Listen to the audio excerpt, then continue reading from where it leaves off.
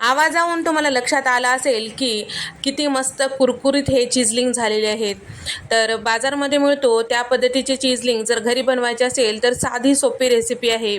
महागडे वस्तू विकत आणण्यापेक्षा घरीच बनवा. अतिशय मस्त चविष्ट आणि रुचकर बनतात आणि शिवाय पौष्टिकसुद्धा बनतात. चला तर मग रेसिपीला सुरुवात करूया. तर त्याआधी तुम्हाला एक विनंती आहे, तुम्हाला जर माझी रेसिपी आवडत असेल तर व्हिडिओला लाईक करा, चॅनलला सबस्क्राईब करायला विसरू नका. तर या इथे मी पाव किलो मैदा एका परातीमध्ये स्वच्छ चाळून घेतलेला आहे. त्यामध्ये टाकत आहे 2 मोठे चमचे इतकं लोणी. तर या ठिकाणी तुम्ही बटरसुद्धा घेऊ शकता. लोणीच वापरा, तेल तूप वगैरे वापरू नका. त्यानंतर पाव चमचा इतकं मीठ टाकलेलं आहे. मिठाचा जास्त वापर करायचा नाही. सोबतच इथे मी घेतलेलं आहे 100 ग्रॅम इतकं चीज. तर चीज आपल्याला छान असं किसून घ्यायचं आहे या पद्धतीने. तर या ठिकाणी हे सगळं छान असं व्यवस्थित मिक्स करून घ्यायचं आहे. तर मीठ कमी टाकायचं म्हणून सांगितले, कारण आपण जे चीज वापरत आहोत त्यामध्ये सुद्धा मीठ असतो, त्यामुळे मीठ जास्त होऊ शकते. त्यासाठी अगदी पाव चमचा मीठ टाकून घ्यायचं आहे. सगळं मिक्स केल्यानंतर या पद्धतीने मूठ वळल्या गेली की पिठामध्ये टाकलेलं आपलं चीज आणि लोणी किंवा बटर याचं प्रमाण अगदी व्यवस्थित झालं आहे असं समजायचं. जर मूठ व्यवस्थित वळल्या गेली नसेल तर या ठिकाणी आणखीन 1 चमचा तुम्ही लोण्याचं प्रमाण वाढवू शकता. तर या ठिकाणी कोमट गरम दूध घेतलेलं आहे साधारण वाटीभर. रोजच्या जेवणातली जी आमटीची वगैरे वाटी असते त्या वाटीनं वाटीभर दूध घेतलेलं आहे. त्यानंतर थोडं थोडं दूध टाकून आपल्याला छान घट्ट गोळा ह्या पिठाचा तयार करून घ्यायचा आहे. ज्या पद्धतीने पुरीचं वगैरे पीठ असते त्या पद्धतीने. आता झाकून ठेवूया साधारण 10 मिनिटासाठी. 10 मिनिटानंतर पीठ छान भिजल्या गेलेलं आहे. या ठिकाणी तुम्ही बघू शकता. आता छोटा पिठाचा उंडा आपल्याला पेड्याप्रमाणे तयार करून घ्यायचा आहे आणि पोळी लाटून घ्यायची आहे. या ठिकाणी थोडंसं कोरडं पीठ लावून आपल्याला हे लाटून घ्यायचं आहे. अगदी जास्त लावायचं नाही, थोडं थोडं टाकून आपल्याला लाटून घ्यायचं आहे, जेणेकरून हे चिकटणार नाही.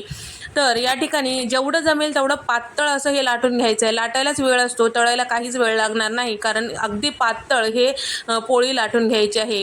तर या ठिकाणी याच्या कडा मध्यभागी सगळीकडून व्यवस्थित छान पातळ पोळी लाटून घेतल्यानंतर आपल्याला चौकोनी याचा काप करून घ्यायचा आहे. त्यानंतर ज्या पद्धतीने मार्केटमध्ये चिजलिंग मिळतो त्याच पद्धतीने कट करून घ्यायचं आहे. बारीक मोठे तुमच्या आवडीनुसार तुम्ही कट करून घेऊ शकता, किंवा असंच गोल पोळीला सुद्धा तुम्ही कट करून घेऊ शकता तुमच्या आवडीनुसार.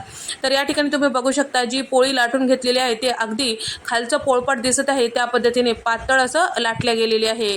तरच खायला मस्त लागतात हे चिजलिंग. या ठिकाणी इथे आपली पोळी चौकोनी या पद्धतीने कट करून घेतलेलं आहे आणि इथे मी हे चौकोनी चिजलिंग कट करून घेत आहे. तर हे कट करून घेतले चिजलिंग आपल्याला एखाद्या सुरीने वगैरे काढून घ्यायचं आहे आणि एका प्लेटमध्ये टाकून ठेवायचं आहे. एकावर एक जरी ठेवलं तरी हे चिकटणार नाही.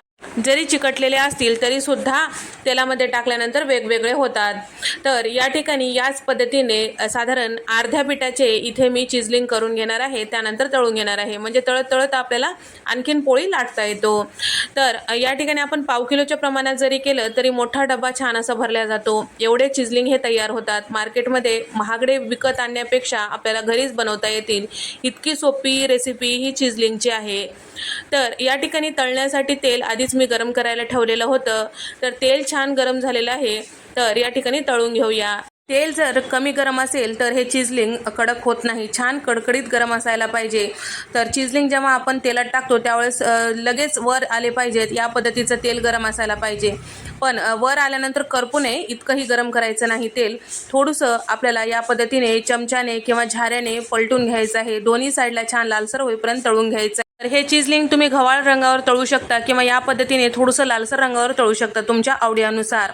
तर इथे आपले प्लेन चिजलिंग तयार झालेले आहेत. यामध्ये वेगवेगळे फ्लेवर टाकून वेगवेगळ्या फ्लेवरचे तुम्ही चिजलिंग तयार करू शकता. याच पद्धतीने तयार झालेले हे चिजलिंग थंड झाल्यानंतर कच्च झाकण्याच्या डब्यामध्ये किंवा बर्नीमध्ये तुम्ही हे ठेवताल तर महिनाभर टिकून राहतात. पण एवढे चविष्ट असतात हे खायला, ते महिनाभर टिकणारच नाही, लगेचच संपतात. तर या ठिकाणी तुम्ही कुठल्याही फ्लेवरचं हे चिजलिंग तयार करू शकता. हे झाले आपले प्लेन चिजलिंग. तर हे चिजलिंग तुम्ही पुदिन्याचे फ्लेवर करू शकता किंवा कढीपत्त्याचे फ्लेवर करू शकता, चाट मसाल्याचे फ्लेवर करू शकता. तुमच्या आवडीनुसार तुम्ही कुठल्याही फ्लेवरचे हे चिजलिंग तयार करू शकता. तर इथे मी थोडेसे झणझणीत मस्त चटपटीत फ्लेवरचे हे चिजलिंग तयार करणार आहे. त्यासाठी थोडंसं गरम असते वेळेसच आपल्याला हे मसाला यावर टाकून घ्यायचा आहे. तर इथे मी टाकत आहे साधारण 1 चमचाभर इतकं पिझ्झा मिक्स पावडर, 1 चमचा आणि अर्धा चमचा चाट मसाला आणि अर्धा चमचा काळं मीठ यामध्ये टाकून घेतलेलं आहे. सगळं छान व्यवस्थित मिक्स करायचं आहे. तर या ठिकाणी हे थोडंसं गरम असल्यामुळेच यावर वेगवेगळे फ्लेवर टाकू शकता. थंड झाल्यानंतर याला व्यवस्थित चिकटणार नाही. तर या ठिकाणी आपले मस्त चटपटीत खमंग फ्लेवरचे हे चीजलिंग तयार झालेले आहे. तर आणखीन एक महत्त्वाची टीप, तर यामध्ये वापरलेले जे चीज आहे ते क्यूबमध्ये असलेलं घ्यायचं, मॉझरेला वगैरे घ्यायचं नाही. व्हिडिओ आवडल्यास व्हिडिओला लाईक करा, चॅनलला सबस्क्राईब करा.